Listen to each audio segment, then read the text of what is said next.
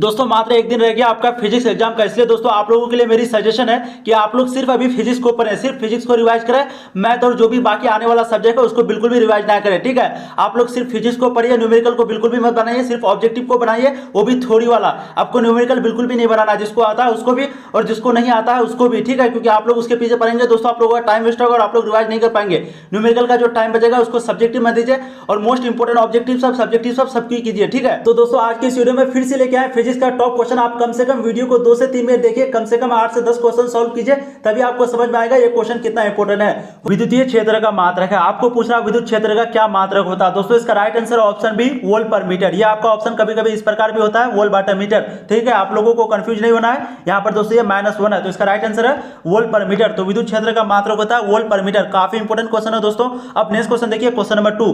3 संधारित्र जिनमें से प्रत्येक की धारिता दिया हुआ C और श्रेणी क्रम में जुड़ा हुआ है। सबसे पहले श्रेणी क्रम का क्या फॉर्मूला होता है, 1/C1 plus 1/C2 plus 1/C3। दोस्तों जब आप यहाँ पर देखिए जिसमें से प्रत्येक की धारिता C है, यहाँ पर तीनों की धारिता C है, यहाँ पर भी C है, यहाँ पर भी C है, यहाँ पर भी C है। तो दोस्तों जब आप इसको सोल्यूशन करेंगे तो इसका राइट आंसर निकलेगा ऑप्शन C, C/3। लेकिन दोस्तों आपको न्यूमेरिकल नहीं बनाना, ये बहुत टाइम लेता है। इसका क्या फॉर्मूला बताया मैंने, 1/C1 plus 1/C2 plus 1/C3। जब आप इसको सोल्यूशन करेंगे तो दोस्तों इसका राइट आंसर निकलेगा C/3। अब देखिए नेक्स्ट क्वेश्चन, क्वेश्चन नंबर 3।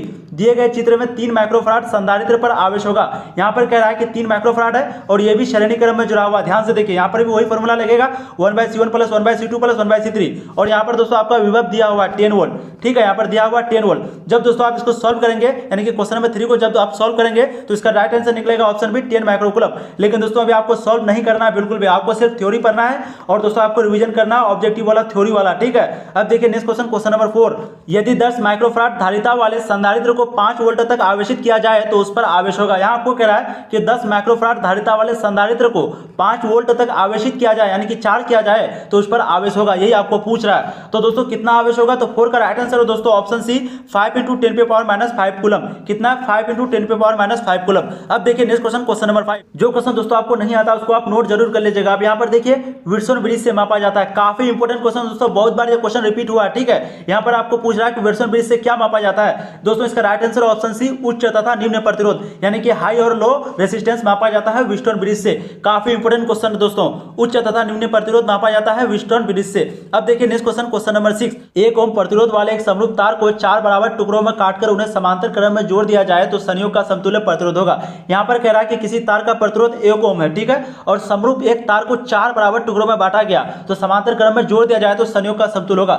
दोस्तों जब भी आपका यहाँ पर 4 है, अगर यहाँ पर 8 होता तो होता राइट आंसर क्या, 64। अगर 4 है तो दोस्तों इसका होगा 16, ठीक है, स्क्वायर होता है। आपको इसका शॉर्टकट ट्रिक इस तरह से याद रखना। तो दोस्तों इसका राइट आंसर निकलेगा ऑप्शन डी 1/16। यहाँ पर देखिए 1/16 आपका राइट आंसर निकलेगा, क्योंकि 4 बराबर भागों में बांटा गया है तो 4 का स्क्वायर हो जाएगा, तो 1/16 दोस्तों आपका राइट आंसर निकलेगा ऑप्शन डी। अब देखिए नेक्स्ट क्वेश्चन, ये मैं आपको शॉर्टकट ट्रिक बताया दोस्तों, ये कोई फॉर्मूला नहीं होता, ठीक है। अब देखिए नेक्स्ट क्वेश्चन, क्वेश्चन नंबर 7। चुंबकीय क्षेत्र के फ्लक्स की एसआई मात्रक होती है। यहाँ आपको कह रहा है चुंबकीय क्षेत्र का जो फ्लक्स है उसकी एसआई मात्रक क्या होती है दोस्तों, यही आपको पूछ रहा है। तो 7 का दोस्तों राइट आंसर निकलेगा ऑप्शन सी वेबर। मैं इस क्वेश्चन को कम्युनिटी पोर्शन में डाला था दोस्तों, वहां पर सबको टेस्ला जवाब दे रहा था, नहीं, इसका राइट आंसर क्या निकलेगा, वेबर। तो चुंबकीय क्षेत्र की जो फ्लक्स होती है उसकी एसआई मात्रक होती है वेबर। अब देखिए नेक्स्ट क्वेश्चन, क्वेश्चन नंबर 8। किसी लंबे सीधे धारावाही तार से प्रवाहित विद्युत धारा क्या होगी यदि तार से 10 cm की दूरी पर उत्पन्न चुंबकीय क्षेत्र 2mt हो। यहां पर कह रहा है किसी लंबे सीधे धारावाही तार से प्रवाहित विद्युत धारा क्या होगी यदि तार से 10 सेंटीमीटर की दूरी पर उत्पन्न चुंबकीय क्षेत्र 2 मीटर टी हो, यानी कि 2mt हो, यही आपको पूछ रहा है। तो दोस्तों 8 का आपका राइट आंसर निकलेगा ऑप्शन बी। यहां पर देखिए 1000 एम्पियर, ठीक है। फिर से मैं कह रहा हूं दोस्तों आपको न्यूमेरिकल के पीछे भी नहीं पढ़ना है, वीडियो भी लंबी बन जाएगी दोस्तों, आप लोगों का टाइम भी वेस्ट होगा। अब देखिए नेक्स्ट क्वेश्चन, क्वेश्चन नंबर 9। इनमें से कौन अचुंबकीय पदार्थ है। यहां आपको कह रहा है इनमें से कौन अचुंबकीय पदार्थ है, ठोस, द्रव्य, गैस, कौन है। तो दोस्तों 9 का आपका राइट आंसर निकलेगा ऑप्शन ए ठोस। तो कौन है अचुंबकीय पदार्थ आपका, ठोस, ठीक है। अब देखिए नेक्स्ट क्वेश्चन, क्वेश्चन नंबर 10। स्वप्रेरकत्व का एसआई मात्रक होता है। फिर से दोस्तों वही क्वेश्चन रिपीट हुआ है, काफी इंपॉर्टेंट क्वेश्चन है। स्वप्रेरकत्व का एसआई मात्रक क्या होता है दोस्तों, 10 का आपका राइट आंसर होगा क्या, ऑप्शन सी हेनरी, जिसको हम लोग एच से भी डिनोट करते हैं। अब देखिए दोस्तों नेक्स्ट क्वेश्चन, क्वेश्चन नंबर 11। वह यंत्र जो यांत्रिक ऊर्जा को विद्युत ऊर्जा में बदल देता है उसे क्या कहते हैं। उस यंत्र का नाम क्या है दोस्तों जो यांत्रिक ऊर्जा को विद्युत ऊर्जा में बदल देता है। तो दोस्तों इसका राइट आंसर निकलेगा ऑप्शन सी डायनामा। डायनामा जो है वो यांत्रिक ऊर्जा को विद्युत ऊर्जा में बदल देता है। अब देखिए दोस्तों नेक्स्ट क्वेश्चन, क्वेश्चन नंबर 12। प्रतिघात का मात्रक होता है। प्रतिघात का क्या मात्रक होता है दोस्तों, आप लोग जल्द से जल्द कमेंट करेंगे। तो दोस्तों 12 का राइट आंसर है ऑप्शन ए ओम। तो प्रतिघात का दोस्तों मात्रक होता है ओम, ठीक है। अब नेक्स्ट क्वेश्चन देखिए, क्वेश्चन नंबर 13। ये भी क्वेश्चन दोस्तों काफी इंपॉर्टेंट था 12 वाला। अब देखिए नेक्स्ट क्वेश्चन, यदि धारा और विभवांतर के बीच कालांतर फाई हो तो शक्ति गुणांक होगी। यहाँ पर आपको कह रहा है कि धारा और विभवांतर के बीच कालांतर कितना है, फाई। अब यहाँ पर दोस्तों कह रहा है शक्ति गुणांक होगा, ये आपको पूछ रहा है। तो दोस्तों 13 का आपका राइट आंसर निकलेगा ऑप्शन बी कोस फाई। क्या निकलेगा, कोस फाई। आप लोग ध्यान से देखिए यहाँ पर किसके किसके बीच, धारा और विभवांतर के बीच कालांतर फाई है, तो इसका right answer option B cos phi. ये आपको ध्यान देना। अब देखिए दोस्तों नेक्स्ट क्वेश्चन, क्वेश्चन नंबर 14, प्रत्यावर्ती धारा परिपथ में एक एमीटर का पठन 5 एम्पियर है, परिपथ में धारा का अधिकतम मान शिखर मान है। यहाँ आपको कह रहा है प्रत्यावर्ती धारा परिपथ में 1 एमीटर का पठन 5 एम्पियर है, तो परिपथ में धारा का अधिकतम मान यानी कि शिखर मान क्या होगा। तो दोस्तों 14 का आपका राइट आंसर है ऑप्शन सी 5/2 एम्पियर। 5/2 एम्पियर ये भी न्यूमेरिकल है दोस्तों, इसके पीछे आपको नहीं पढ़ना। नेक्स्ट क्वेश्चन देखिए क्वेश्चन नंबर 15, विद्युत चुंबकीय तरंग के संचरण की दिशा होती है। यहाँ आपको कह रहा है विद्युत चुंबकीय तरंग के संचरण की दिशा होती है, किधर होती है दोस्तों। 15 का राइट आंसर होगा आपका option D E into B vector के समांतर, यानी कि ई क्रॉस बी। हम लोग इसको कैसे पढ़ते हैं, ई क्रॉस बी के समांतर होती है किसकी दिशा, विद्युत चुंबकीय तरंग के संचरण की दिशा। अब देखिए दोस्तों next question, question number 16, x किरणों के गुण वैसे ही हो जैसे, एक्स किरणों का गुण वैसा ही होता है जैसे अल्फा किरणें का गुण, जैसे बीटा किरणें का गुण, किसका गुण। तो दोस्तों 16 का आपका right answer option C gamma किरणों का गुण, यानी कि एक्स किरणों का गुण वैसे ही होता है जैसे गामा किरणों का गुण होता है। अब देखिए नेक्स्ट क्वेश्चन, क्वेश्चन नंबर 17, एक अवतल लेंस को पानी में डुबाने पर यह हो जाता है, क्या होता है, कम अभिसारी होता है, ज्यादा अभिसारी होता है, कम अपसारी पर। दोस्तों 17 का आपका राइट आंसर निकलेगा ऑप्शन सी कम अपसारी पर। तो एक अवतल लेंस को जब हम लोग पानी में डुबाते हैं तो उस समय हो जाता है कम अपसारी। अब देखते हैं दोस्तों नेक्स्ट क्वेश्चन, क्वेश्चन नंबर 18, एक सरल सूक्ष्मदर्शी से बना हुआ प्रतिबिंब होता है। यहाँ आपको कह रहा है कि एक सरल सूक्ष्मदर्शी से बना हुआ प्रतिबिंब कैसा होता है, काल्पनिक और सीधा, काल्पनिक और उल्टा, कैसा होता है। तो दोस्तों 18 का आपका राइट आंसर ऑप्शन है काल्पनिक और सीधा। तो एक सरल सूक्ष्मदर्शी से बना हुआ प्रतिबिंब हमेशा काल्पनिक और सीधा होता है, काल्पनिक और सीधा होता है सरल सूक्ष्मदर्शी से बना हुआ प्रतिबिंब। अब देखते हैं दोस्तों नेक्स्ट क्वेश्चन, क्वेश्चन नंबर 19, प्रकाश की अनुप्रस्थ तरंग की प्रकृति पुष्टि करता है। आपको यहाँ पर कह रहा है प्रकाश की अनुप्रस्थ तरंग की प्रकृति पुष्टि करता है, कौन करता है, व्यक्तिकरण करता है, परावर्तन करता है, ध्रुवण करता है। दोस्तों ये क्वेश्चन भी बहुत बार रिपीट हुआ है। तो 19 का दोस्तों राइट आंसर ऑप्शन सी ध्रुवण।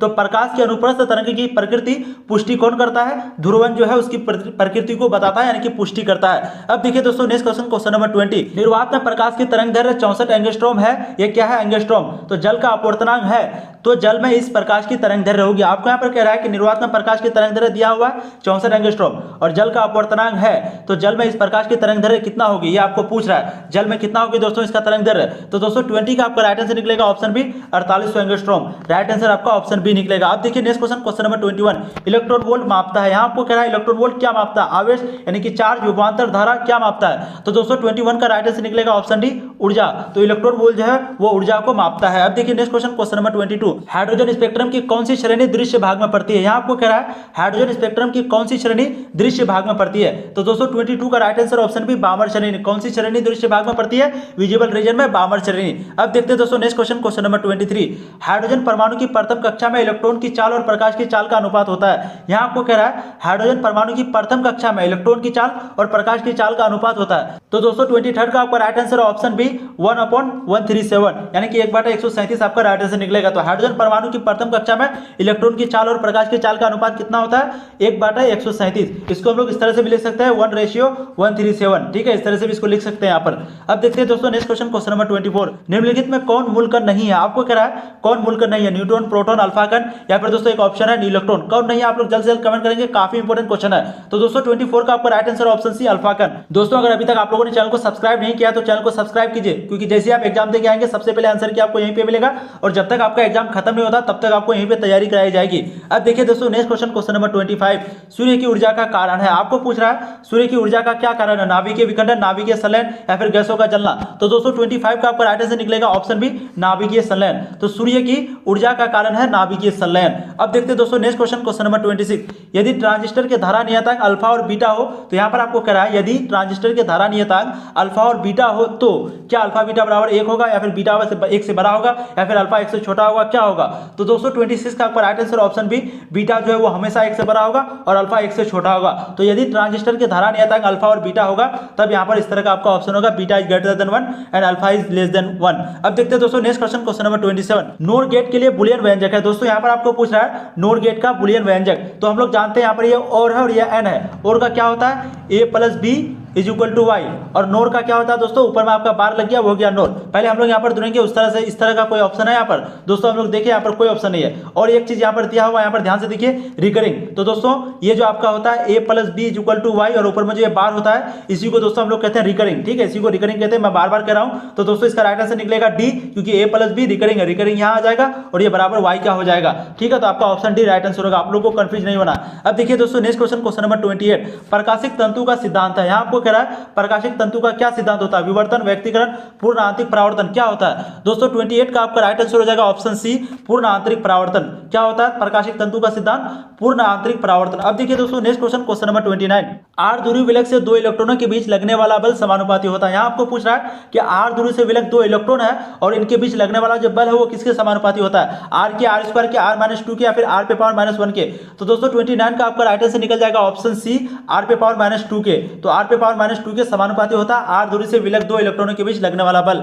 अब देखिए दोस्तों नेक्स्ट क्वेश्चन, क्वेश्चन नंबर 30, विद्युत फ्लक्स का विमीय सूत्र होता है। यहाँ आपको पूछ रहा है विद्युत फ्लक्स जो है उसका विमीय सूत्र यानी कि डायमेंशनल फॉर्मूला पूछ रहा है। दोस्तों काफी इंपोर्टेंट क्वेश्चन है, एक मैग्नेटिक वाला और एक विद्युत वाला, ये दोनों क्वेश्चन में से दोस्तों ये क्वेश्चन तो आपका पूछेगा 100%। तो दोस्तों यहाँ पर देखिए इसका right answer option B, ml3t-3i-1। आप लोग ध्यान दीजिए, ml3t-3i-1 ये आपका राइट आंसर होगा, विद्युत फ्लक्स की वामीय सूत्र होता है ml3t-3i-1। आप लोग रट लीजिए दोस्तों इसको, ठीक है। और एग्जाम से पहले जब आप जाइएगा एग्जाम देने तो एक बार जरूर इसको देख लीजिएगा, खास करके इसको और विद्युतीय वाला को और चुंबकीय वाला को।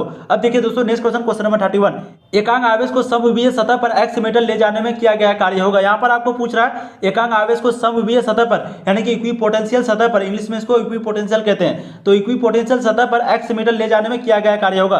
दोस्तों इसका राइट आंसर ऑप्शन सी 0। तो हम लोग समविमीय सतह पर कितना भी कार्य कर ले, कितना भी दूरी लेके चले जाए दोस्तों एकांक आवेश को लेकर, उसका राइट आंसर आपका सी होगा, ऑप्शन सी। तो किया गया कार्य हमेशा ऑप्शन सी यानी कि 0 होता है। अब देखिए दोस्तों नेक्स्ट क्वेश्चन, क्वेश्चन नंबर 22, आवेशित खोखले गोलीय चालक के अंदर विद्युत तीव्रता होती है। दोस्तों यहाँ पर आपको कह रहा है कोई खोखला गोला है और जो चार्ज किया हुआ है इसके अंदर चार्ज भरा हुआ है। अब आपको पूछ रहा है इसके अंदर विद्युत तीव्रता कितनी होती है। ठीक है, तो कोई चार्ज किया हुआ गोला है उसके अंदर विद्युत तीव्रता कितनी होती है। तो दोस्तों इसका राइट आंसर ऑप्शन सी 0। इसके अंदर कितनी होती है विद्युत तीव्रता, 0 होती है। तो कोई भी चार्ज किया हुआ खोलिए गोखला हो उसका राइट आंसर आपका ऑप्शन सी होगा 0। अब देखिए दोस्तों next question, question number 33, cell का ईएमएफ मापा जाता है। आपको पूछ रहा है सेल का ईएमएफ यानी कि इलेक्ट्रोमोटिव फोर्स, इलेक्ट्रोमोटिव फोर्स। तो सेल का ईएमएफ किस तरह से हम लोग मापते हैं, कौन चीज से, वोल्टमीटर से, विभव मापी से, किससे। तो दोस्तों 33 का आपका राइट आंसर हो जाएगा ऑप्शन डी, वोल्टामीटर से। वोल्टामीटर से, आप लोगों को कंफ्यूज नहीं होना, ईएमएफ हम लोग वोल्टामीटर से मापते हैं, वोल्टामीटर। ठीक है, वोल्टमीटर नहीं, वोल्टामीटर। अब देखिए दोस्तों next question, question number 34, Kirchhoff का धारा नियम किस राशि के संरक्षण सिद्धांत से संबंधित है। आपको पूछ रहा है किरचॉफ का जो धारा नियम है